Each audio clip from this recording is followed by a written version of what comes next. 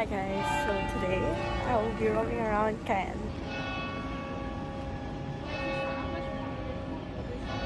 So gagawa ko ng touristic stuff dito sa Caen. Look at that.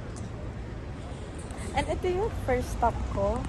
Gumamit ako ng ChatGPT para make up yung itinerary na kailangan ko. Kasi ang hirap mag-search ng things to do sa Caen. So I just use ChatGPT and perfect. Ito yung first ko.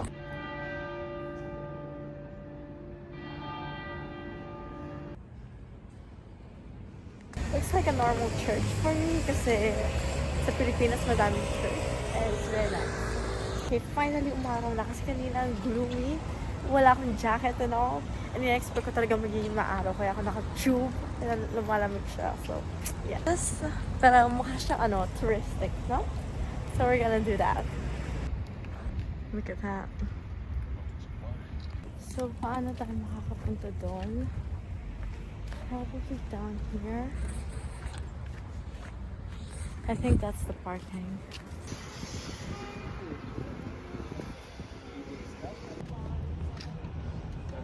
Look at that.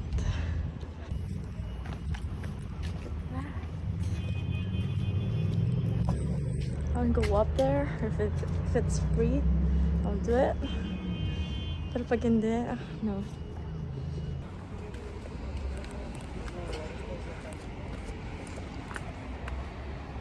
Look at that. Castle of Come. Oh, look at that. And I think I'm just gonna sit here. I hope I don't fall. I think I'm gonna fall, but... Okay, moving on. Papasok tayo dyan. Tatry natin pumunta sa top. So I hope it's free.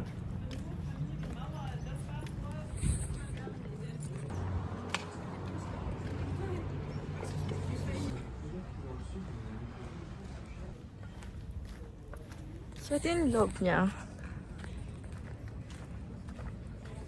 Gusto ko talaga pumunta sa taas, pero paano? I think, ayan. Ito!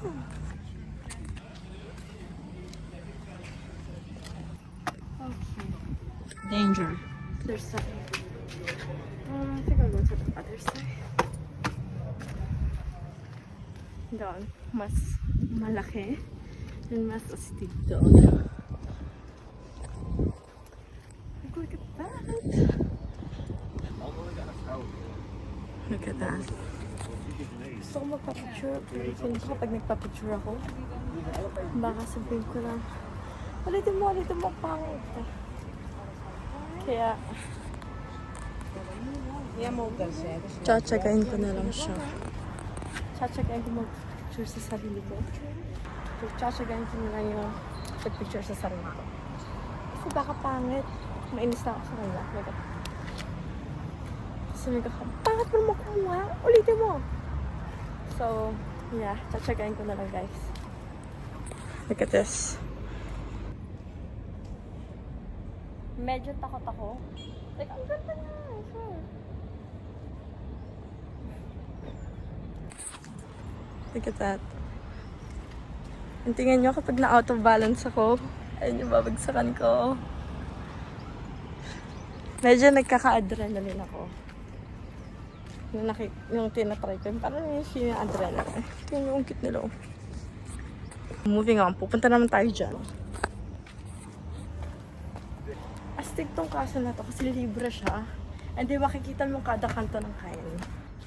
Pumunta dun sa pinunta ng lalaki. Parang mas maganda yung view. Kasi tingnan nyo naman. Wait lang. Sabang ako tumayo dito. Gusto ko dyan. Like, wala akong masyadong makikita dito. Gusto ko. It's like pillows. Sorry, ang gala ng camera. May mas astig dito. Pero hindi ako makakaupo. Kasi kapag umupo ako, nagsislide ako. Yung parang siyang Paris. Nandun na talaga. Gusto ko pangala dito. Tapos kanina yung nasa kotse ako, nakikita ko lahat ng Asian stores. Like, I'm like, fuck yeah! Fuck yeah. Asian stores. Kaya ko na hindi nakakita ng Asian store for almost a year now. Maybe more than a year now. Anong pupunta pala ako ng Spain? Nakakita ko. Pero dito sa France. Almost a year now. I think okay na ako sa castle. Ayoko nang pumunta doon. Or here, or here, or here. Nakita ko na yung magandang view. So, let's go. Second. I-check ko lang pala yung itinerary ko na ginawa ni ChatGPT. Thank you, ChatGPT.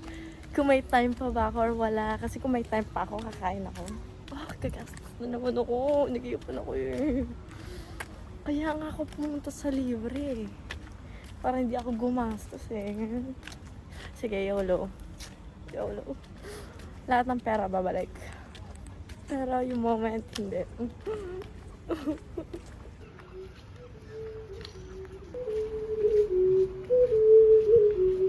Okay, so next, magsa-search ako ng Asian store. Asian store. So, yun. Awat muna ako sa mga historical stuff, touristy stuff. Kailangan na natin ng break kasi 12:30 na, hindi pa rin ako kumakain. So, Asian store it is. And tapos na ako sa chateau and sa church in just, I think, less than 30 minutes. Galing ko naman. So, yeah. Doon ako sa Milan. Kasi, alam niyo yun, yung umiitim yung dito ko. Dito lang. Pero yung buong mukha ko puti. Hindi siya maganda. Tapos nagmumukhang haggard super. So, wala akong i-cover yung forehead ko. Okay lang kahit yung ilong ko, yung bibig ko, marawan. Basta wag lang yung forehead ko. Never trust Google Maps. Kasi sa tagal ng panahon na hindi ko siya ginagamit. Kakagamit ko lang ng Google Maps. Sa niya 3 minutes na lang. Mali-mali pa yung turo. So never use Google Maps. Maps lang gamitin yung sa iPhone, na sa Apple, or baka mag-Waze kayo. So baka bumalik ako dito kasi mura lang siya. 10 euros lang. Thank God. Kasi usually 12, 14 euros sa ginakalaking burger. So baka bumalik ako dyan. Nagpabalik ako sa castle kasi mali yung tinuro ng Google Maps. So, ayun. Pabalik na ako. Just walking straight. Sorry guys kung nagmamadali ako kasi uuwi na ako ng 6 kasi walang transpo po uwi. And ayun, nagmamadali ako kaya medyo magalaw. Pero I gotta make this vlog, you know, for memories. This is cute. Fashion sa Barcelona. Ang gusto ko na Indian food.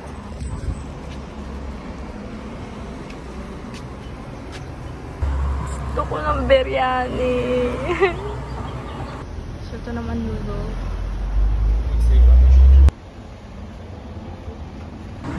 Price. So it's not good. If it has like the sweet and salt pork, I know it's a good Chinese restaurant. But it's not.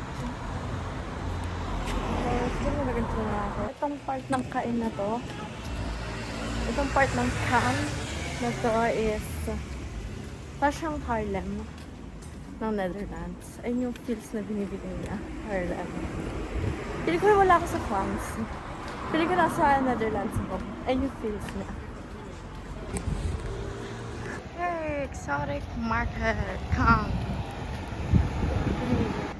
Finally. Saan may pagkain sila? Oh, gusto ko na ito. Gusto ko na spring rolls. Gusto ko ng gyoza. Look at this. Fried fish. I want to take one. Look at that. Oh. Ano ito? Ay, bongsa ito. Oh, gusto ko. Bakit may rason? Bakit ko sana ako nakatira malayo sa mga Asian store at sa mga city? Kasi kapag nilapit niyo ako doon, gusto mo pera ko. Grabe talaga siya. Ay. I want it so bad! Pupunta ako sa isang Asian store. And medyo nagugutom na ako. So maghanap ako ng makakainin ko may rice talaga ng Asian food. Sobrang cravings ko talaga. So baka mag-baget na lang ako. Depende. Depende sa mood ko. Depende sa budget ko at sa mood ko actually. So yun, pupunta ako sa isang Asian store again. 20 minutes walk siya. And malapit lang siya. So, ay, gutom na mi.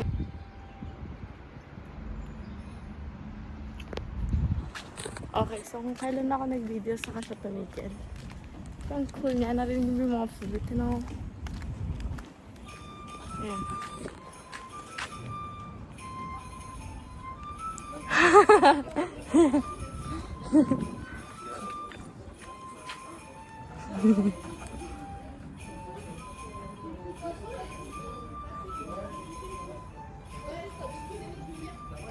Baka bumili na ako ng baguette na may jambong, you know?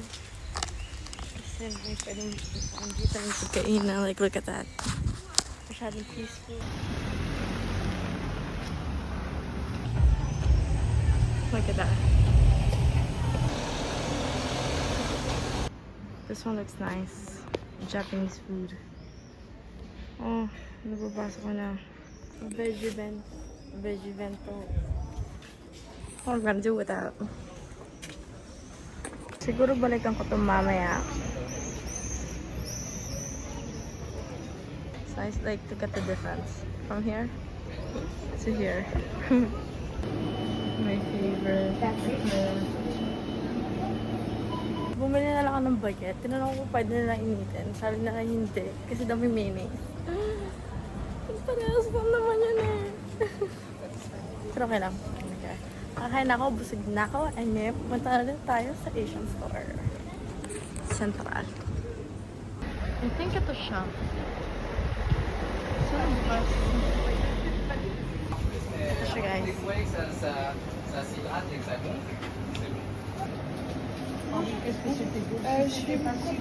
tayong nakitang something special. Masarap talaga yung jelly na sinisip na kinakain kasi na iniinom ko na nasa Barcelona ako. Pero, wala guys. So, punta ako dito next. Okay,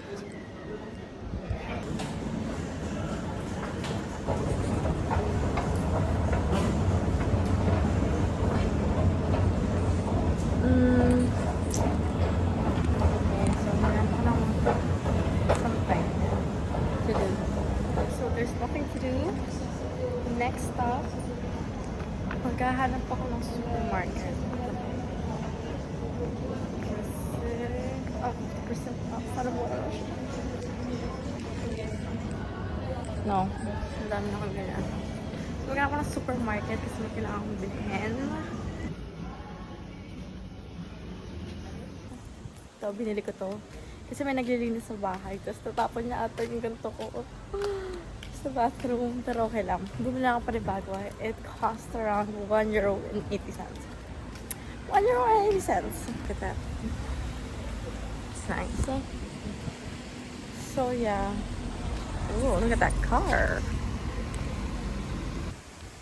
Parks again. Kailangan ko bumili ng shampoo. So going here.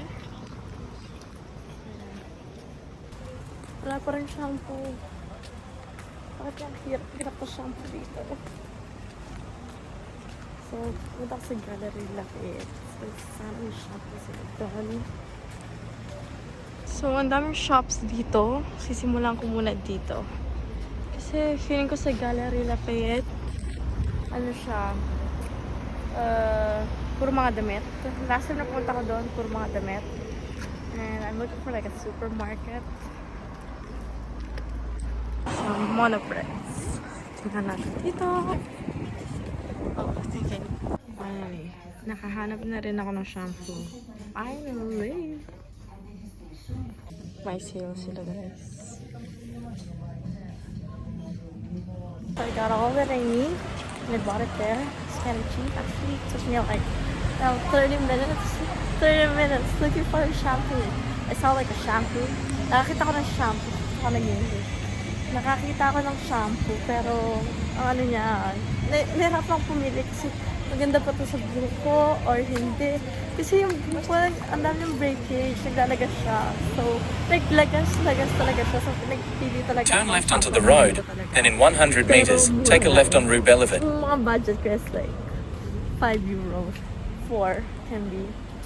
So, ayun, 4 euros for like 300 ml, gano'n.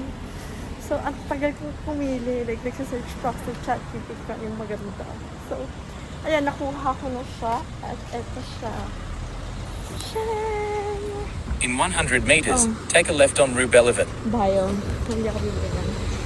So, at this point, papasok-pasok na ako ng mga shops. Tingin ako. Gusto pa rin ako makagastos ko na. In 30 meters, take a left on Rue Belleville. Maglalakad-lakad ako hanggang makapunta ako doon. But right now, try ako, nagtitingin-tingin lang talaga ako. So, dito sa Hongkong Park, first time ko lang siya. So, ano lang siyang gallery lang din. Pero mas affordable. So, yeah, mas affordable siya. Lala ko yung makita, so lalabas na rin tayo. At pupunta sa Gallery Lafayette. Gallery Lafayette. Yeah. Tingnan natin kung magkano ito. Tommy Jeans. Ang price. Magkano? Damn! 40 euros. Tingnan nyo. Pabibili ko ito sa Temu ng 2 euros lang. 4 euros. Pero sa Pull&Bear, ano to? 4 euros. Damn! What's in this?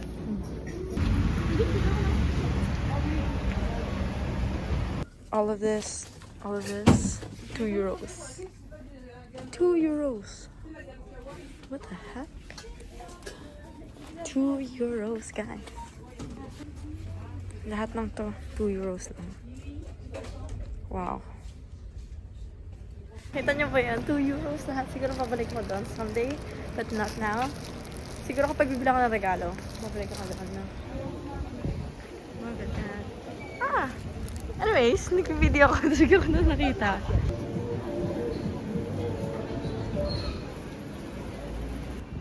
Yay! Nandito na may other stores pa doon. Good. Gusto try ko yung dry oil ng Yves Rocher. Like, ang ganda niya. Like, ang ganda niya pa rin. Sabi nila, kaso 10 euros siya. And nag-iipon talaga ako ngayon ng todo-todo. Like, super todo-todo. Like, hindi ako rin gastos. Like, gastos ka na is 10 euros per month. Pero tingnan na naman. Ang ganda na. Hindi siya oily.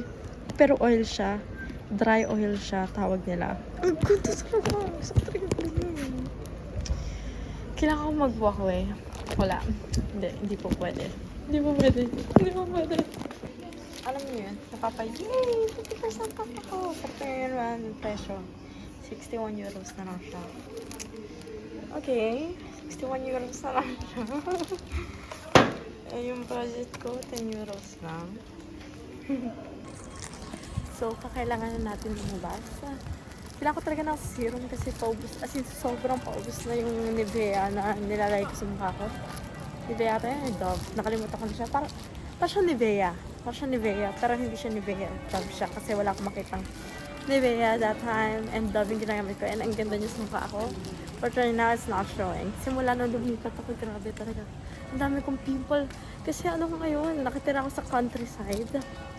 So, ang daming lamok. Like, legit. Like, tingnan nyo, ang dami kong butlig-butlig sa mukha and all. Kasi ito, ang dami.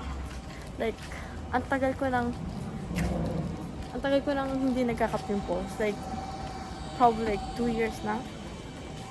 Siguro kasi maganda yung hangin sa US that time. So, nung lumipat ako dito, polluted na. Joke lang. Ewan ko. Hindi ako nagka-pimple. Tingnan yung mukha ko. Ang daming butlig. Earlier, naglalagay ako ng sunscreen sa mukha ko. Grabe yung butlig ko. Hindi siya pimple butlig siya. Natakot ako baka tigdas siya. Bulutong or anything. I just hope it's not. I just really hope it's not. Like, kanina ko na siya nakita. Yung naghanap ako magandang serum. So, I don't know where. Hindi naman magandang serum ng mura. Kasi usually yung mga magaganda talaga sa mga perfume. But, di pa natin afford yan. So, pa. Hindi pa. Hindi ko wala talaga makikita kung practice my socializing skills now. Tatry ko makapagkaibigan with someone. But I don't know who and I don't know where. Hanap ko ng tempo. Ang kailangan ko din ngayon ay ang Primark. Kasi I swear, mas mura pa siya kaysa sa mga trip shop. Someday. Siguro next year. Someday, it will happen. I discovered another kasi naghanap ako ng ice cream. Look at this. Just 10 euros. Oh, should I buy or no? I wanna buy. No, I'm saving. I'm saving. 10 euros lang siya.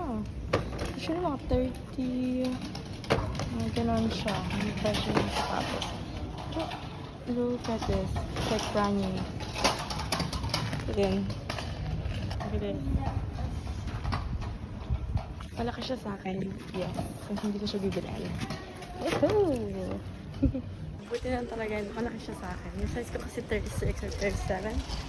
Or, ako ko 35. 36 ang yung size ko. Pero buti na lang talaga. Malaki siya sa akin. Bibiling ko. Thank you, Lord. Thank you, Lord. Saan naman yung ice cream? Kasi usually 3 bowls is like 7 euros. So, pag 2 bowls and 5 euros or 7, I think no. Kasi grabe naman. Yung tapong scoop. Wala. Now, where's the ice cream? Come on. How much? 3 bowls, 7.70. Okay. No. Tatlong scoop. Okay, so tatlong scoop, 7.70 euros. Oh my gosh. Grabe naman. Tatlong scoop, 7.70. Makakabili na ako ng isang sapatos na.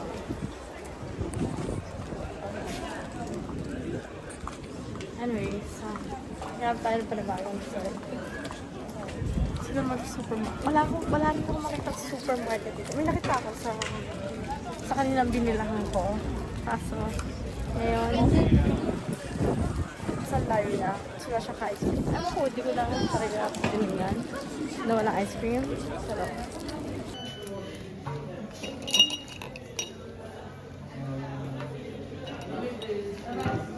nice! Reviews na siya. This one looks fancy. Hintay na lang ako magpalipas ng oras dito. Nakaupo ako as you can see. And after that, uwi na ako. So, thank you guys for watching. Nagagawa na ako kasi tinig ko. Kapag nag-English ako, masyadong blonde. Nag-request ng English ako. Pero next time, hindi ko mag-English ulit ako kasi ayun, nag-request na English ako kasi hindi nila ako maintindihan. So, thank you guys for watching. Bye! Simula na yung party. Pero palis na ako. Kasi wala talaga akong transportation. Pero, nag-order ako ng kape. Kahit hindi talaga ako nagkakape. And umuulan siya, so kailangan ko sumilaw.